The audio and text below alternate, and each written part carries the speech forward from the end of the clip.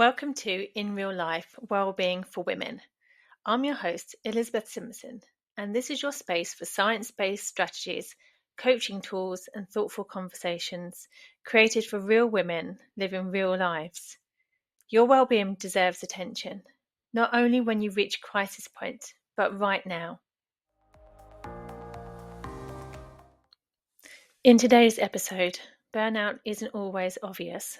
We'll explore what burnout really is, why it matters, and how to notice the subtle signs before they escalate.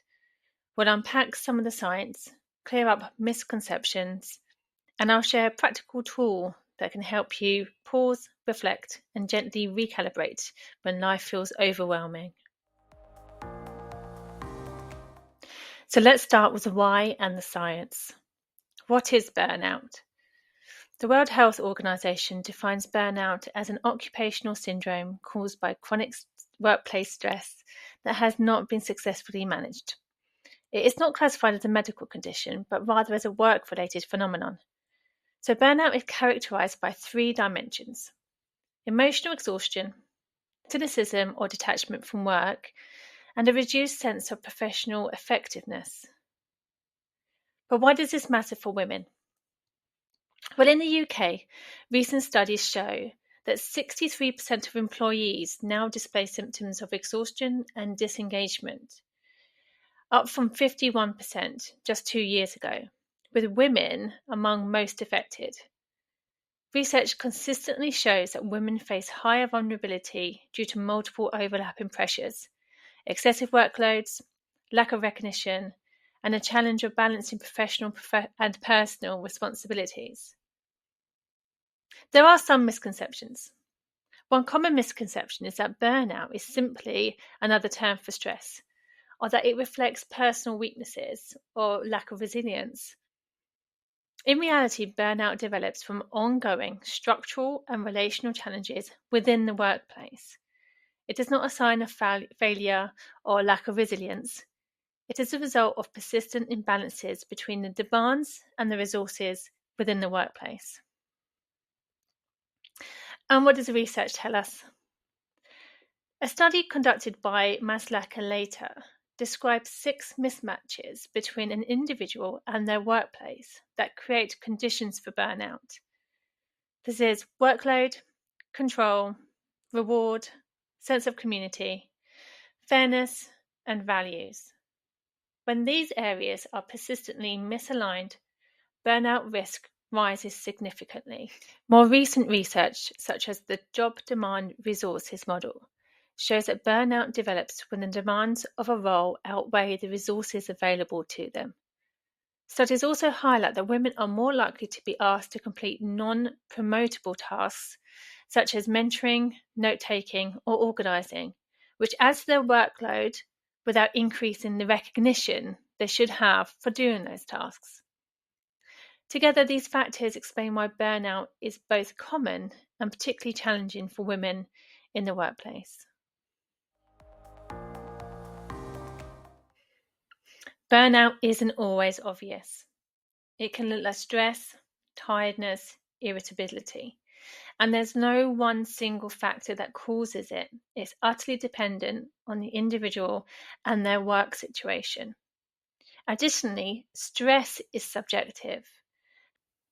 Each individual will experience stresses and the situation differently. And so with these contributing factors, there's no one overarching reason why somebody would feel burnout. And because of this, taking a moment to pause and reflect and consider your personal situation is the first step to reducing the risk of burnout. How can we start noticing the signs? One way is through a brilliant coaching activity called PIES. Now, this refers to physical, intellectual, emotional, and social well-being. This simple practice allows you to pause, step back from autopilot, and check in with yourself. So before you start this activity, ensure that you have a really big, long exhale. This allows for you to feel grounded and calmer as you start doing this activity. Next, notice what comes up for each of the 4 areas. So starting with physical, Physically, what are you aware of within your body, about your body? And this could be in this moment or recently, or your physical fitness, or something that's happened this morning, something you noticed about yourself physically. Next, intellectually, what thoughts are present? Are you noticing recurring patterns or worries? Then emotionally, how are you feeling in this moment? Or how have you been feeling recently? And lastly, socially, how connected do you feel to others? And how does this connection or lack of connection impact you? Then reflect more deeply. Give each area a score from 1 to 10, with 1 feeling least comfortable or satisfied with, and 10 being most comfortable or satisfied with. And consider what influences that score, what prevents it from being any lower, and what resources are you already drawing on to ensure that it's not any lower. And ask yourself, what could raise the score by just 1 point? And identify 1 small action to support that change. This process is not about perfection or achieving a flawless balance. It's about building awareness and making small intentional shifts to support your well-being.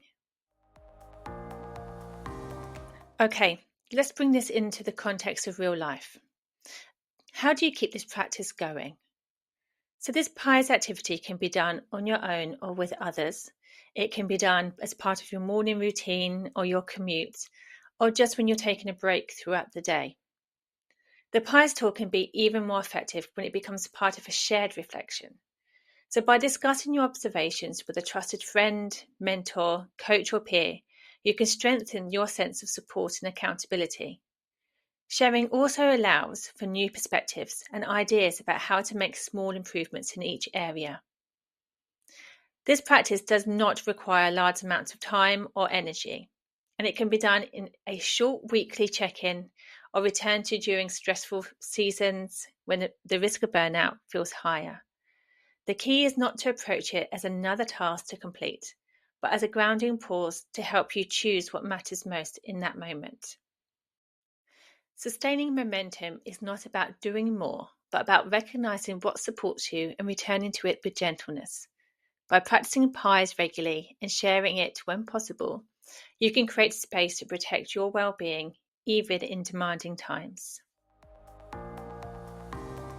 Today we explored why burnout isn't always obvious, but the research tells us about why women are more at risk and how small moments of reflection can help us catch early signs before they escalate. The PIES tool is a simple way to pause, notice, and support your well-being across physical, intellectual, emotional, and social areas.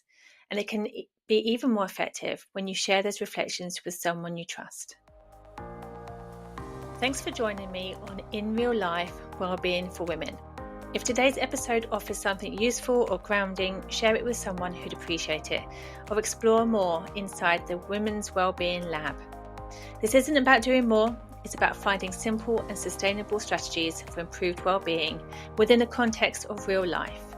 Because well-being isn't a luxury, it's the foundations of health and happiness. Join us next time as we explore more science-based strategies, coaching tools, and thoughtful conversations created for real women living real lives.